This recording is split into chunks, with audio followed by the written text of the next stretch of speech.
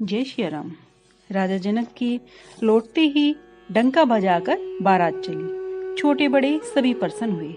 मार्ग के गांव के नर नारी रामचंद्र जी के दर्शन पाकर सुखी होने लगे। बीच में अच्छे मुकामों पर ठहरती हुई, मार्ग में लोगों को सुख देती हुई अयोध्यापुरी के निकट शुभ दिन बारात आ पहुंची। डंकों पर चोटें पड़ने लगी, सुंदर ढोल बजने लगी, तुरही बजने लगी, शंख की ध्वनि होने लगी, घोड़े हाथी गरजने लगे, झांझ मृदंग और सुहावनी डुगडुगी तथा रसीले राग में नफीरी बजने लगी। अयोध्यापुरी के लोगों को बारात आई सुनकर बड़ी प्रसन्नता हुई। सबके शरीर में रोमांच हुआ आया। वे अपने अपने घर, बाजार, सड़कें, चौराहे और फाटक सुंदर रीति से सजाने लगे। सब गलियों में अरगजा का छिड़काव हुआ। जहां तहां चौक पुरो दिए गए। बाजार ऐसा बना जो बखाना नहीं जा सकता। बंदरवार, झंडे, झंडिया और चंदवे आदि लगाए गए। सुपारी, केला, आम, मोलशरी, कदम और तमाल के फल सहित वृक्ष रोपे गए। वृक्ष ऐसे लगाए गए कि फलों के बोझ से पृथ्वी को छूने लगे। अनेक मणियों के थामे कारीगरों के साथ बनाए गए। नाना प्रकार के मंगल कलश सजाकर घर घर रखे गए। ब्रह्मा आदि सब देवता रामचंद्र जी की पुरी को देखकर प्रसन्न होने लगे। उस समय राजमहल ऐसा शोभायमान था कि जिसकी रचना देखकर कामदेव का मन मोहित हो गया। मंगल शकुन, मनोहरता, रिद्धि सिद्धि, सुख संपदा ये सब विराजमान थे। मानो यह उत्साह सहित स्वभाव से ही सुंदर शरीर धारण करके राजा दशरथ के घर आए हो।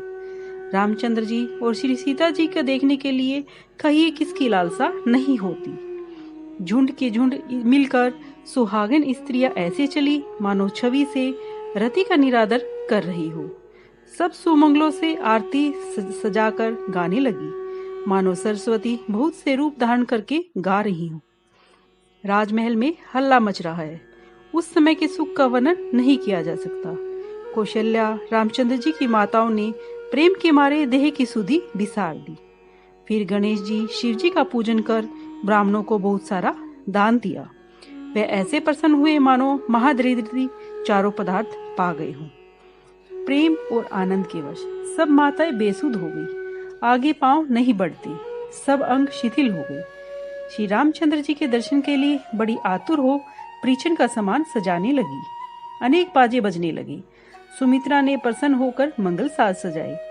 हल्दी, दूब, दही, आम के पत्ते, फूल, पान, सुपारी और मंगल की बहुत सारी वस्तुएं तथा अक्षत, अंकुर, गोरोचन, खील, मंजरी सहित तुलसी आदि मंगलदायक वस्तुएं सजाई गई। रंगे हुए स्वभाव से सुंदर सोने के घड़े ऐसे लगे रहे थे मानो कामदेव के पक्षियों ने घोंसले बनाए हों। शकुन के सुगंधित पदार्थों का वर्णन नहीं किया जा सकता। सब रानियां सब मंगल वस्तु को सजा रही हैं और बहुत विधि से सजाकर प्रसन्न हो सुंदर मंगलगान गाने लगी। सोने की थालों में अनेक मंगल पदार्थ भर के कमल के समान हाथों से लिए सब माताएं प्रसन्नता पूर्वक पुलकित होने के कारण प्रफुल्लित शरीर से श्री रामचंद्र जी का परीक्षण करने चली। धूप के धुएं से आकाश ऐसा श्यामवर्ण हो गया मानो सावन के घने बादल छा गए हों। देवता कल्प वृक्ष के फूलों की मालाएं बरसाने लगे, मानो बगलों की पांति मन को खींच रही है। सुंदर मणियों से जड़ी हुई बंदरवार ऐसी सुशोभित है मानो मानो इंद्रधनुष है। अटारियों पर चतुर और चंचल स्त्रियां कभी प्रकट होती, कभी छिप जाती। ऐसी जान पड़ती मानो बिजलियां चमक रही। नगाड़ों की ध्वनि मानो बादल की गर्जना है। याचक गण पपीहा, मेंढक और मोर हैं। देवता आकाश से स्वच्छ सुगंधित जल बरसा रहे हैं, जिससे नगर के सब स्त्री पुरुष खेती की नाई सुखी हो रहे हैं। समय जानकर गुरु विशिष्ट जी ने आज्ञा दी। तब महाराज दशरथ जी ने शिव, पार्वती और गणेश जी का स्मरण कर प्रसन्नता पूर्वक समाज सहित नगर में प्रवेश किया। शकुन होने लगे। देवता नगाड़े बजाकर फूल बरसाने लगे। देवकन्याएं प्रसन्नता से सुंदर मंगल गीत गाकर नाचने लगी। भाट, सूत, मागध और चतुर नट तीनों लोकों में प्रसिद्ध श्री रामचंद्र जी का यश गाने लगे। सुंदर मकल युक्त जय ध्वनि और वेद की श्रेष्ठ वाणी चारों दिशाओं में सुनाई देने लगी। बहुत से बाजे बजने लगे। आकाश में देवता और नगर के लोग प्रेम में मगन हो गए।